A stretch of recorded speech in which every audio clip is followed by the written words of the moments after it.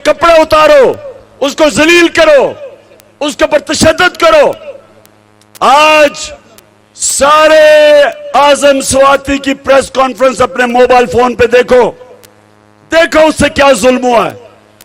और chief justice साहब, मैं पाकिस्तानी कौम के सामने खड़ा होकर आज आपसे मैं अपील कर रहा हूं। अल्लाह ने आपको बहुत बड़ी जिम्मेदारी दी है। चीफ जस्टिस ऑफ पाकिस्तान का मतलब कि जिम्मेदारी आपकी कि आप आजम स्वाति, शहबाज गिल, जमील फारूकी जैसे लोगों को, आपका काम है इनको इंसाफ देना। केसेस पड़े हुए सुप्रीम कोर्ट में, बुलाओ उन लोगों को और कहे कि आजम स्वाति के घर जो कैमरे लगे हुए थे, उन कैमरों में सब पता क्या हो रहा था। क्यों वो एजेंसी के लोग वो कैमरे उतार के ले गए। ऑर्डर दे उनको वापस लेके आए कैमरे, शक्लें पहचाने उन लोगों की। ये सरकारी नौकर नहीं, ये मुजरिम है जिन्होंने उनको मारा, घर में आके पोती और पोतियों के सामने उनको मारा, एक सेनेटर को मारा। और वो क्या कह रहा था, उसकी आजादी राय है, उसके पाकिस्तान का आईन इजाजत देता था। वो कोई मुल्क दुश्मन नहीं था, वो कोई गद्दार नहीं था, वो कोई दहशतगर्द नहीं था। तो मैं चीफ जस्टिस साहब, ये जो हमारी हकीकी आजादी की तहरीक है, हम आपके तरफ और पाकिस्तान की अदलिया की तरफ देख रहे हैं, सारी कौम देख रही है। कर सकते हैं, तेल ले सकते हैं या नहीं। तो मैं गुजरांवाला आपके पास आज सारा दिन आपको एक चीज बताऊंगा कि अल्लाह ने हमें कैसे आजाद किया है। जब अल्लाह कहता है, जब अल्लाह के सामने अब दावा करते हैं ला इलाहा इल्लल्लाह, अल्लाह तेरे सिवा किसी के सामने नहीं हम झुकते, ये दावा है आजादी का। और जब फिर हम किसी सुपर पावर के सामने घुटने टेकते हैं, मेरी नजर में ये शिर्क है। जब एक किसी पाकिस्तानी शहरी को तशद्दुद होता है उस पे, जो आजम स्वाति, शहबाज गिल पे हुआ, जो अरशद शरीफ को मुल्क छोड़ना पड़ा और कत्ल किया, शहीद किया उसको, क्योंकि वो हक और सच पे खड़ा था। ये गुलामों कौमों में होता है, आजाद कौमों में ये नहीं होता। आजाद कौमों के हुकूक होते हैं, शहरियों का अदालतें उनके बुनियादी हुकूक की हिफाजत करती हैं। और दूसरी चीज, गुजरांवाला, मैं वो पाकिस्तानी हूं जिसने अपने मुल्क को टूटते देखा था। ईस्ट पाकिस्तान हमारे से अलहदा हुआ था। मैं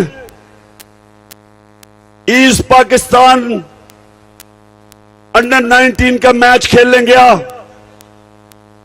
हमें पता ही नहीं था कि वहां कितना गुस्सा है ईस्ट पाकिस्तान के लोगों को। क्यों गुस्सा था?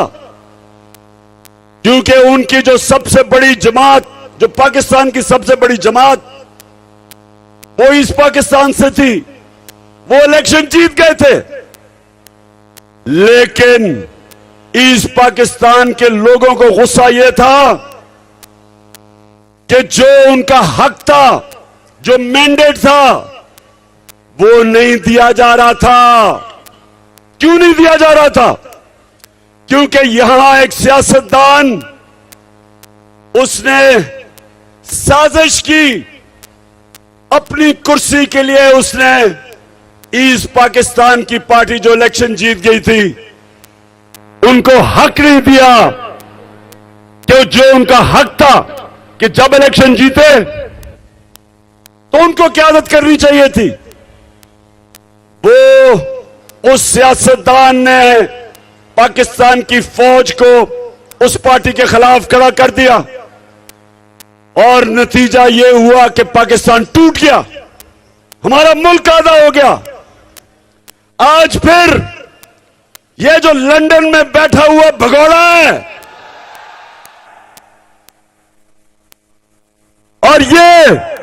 और इस मुल्क की सबसे बड़ी बीमारी जरदारी,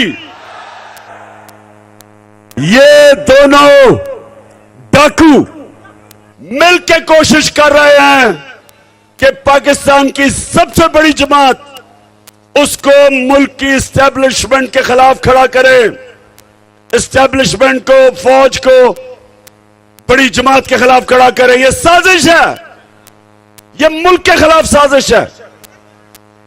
और सुन लो, हम इमरान खान की जीना मरना पाकिस्तान में है। इमरान खान ने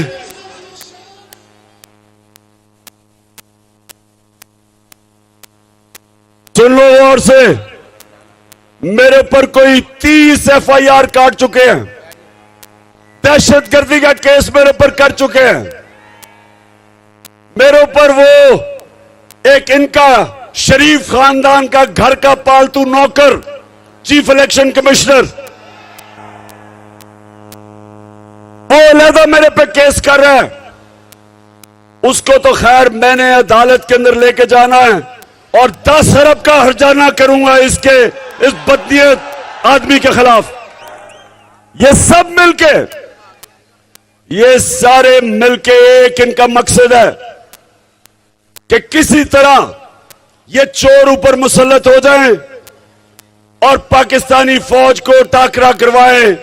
पाकिस्तान की सबसे बड़ी जमात और वाहिद जमात जो एक फेडरल पार्टी है, जो मुल्क को इकट्ठा रख सकती है, इनकी तो खानदानी जमातें सुकड़ के छोटी छोटी जमातें रह गई हैं। यह तो थोड़ी, मैं चैलेंज करता हूं कि जब भी नवाज शरीफ तुम वापस आओ और इलेक्शन लड़ो, मैं चैलेंज करता हूं तुम्हारे हलके में जाके तुम्हें हराऊंगा।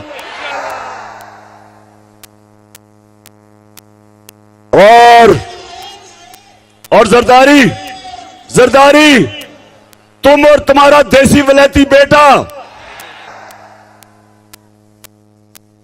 जो अंग्रेज की तरह उर्दू बोलता है, बारिश आता है तो पानी आता है, 14 साल में उर्दू ही नहीं सीख सका।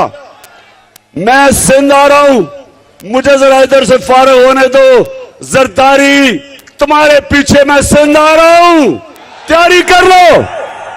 सिंध के लोगों को सबसे ज्यादा आजादी की जरूरत है, सबसे ज्यादा जुल्म सिंध के लोगों के ऊपर है।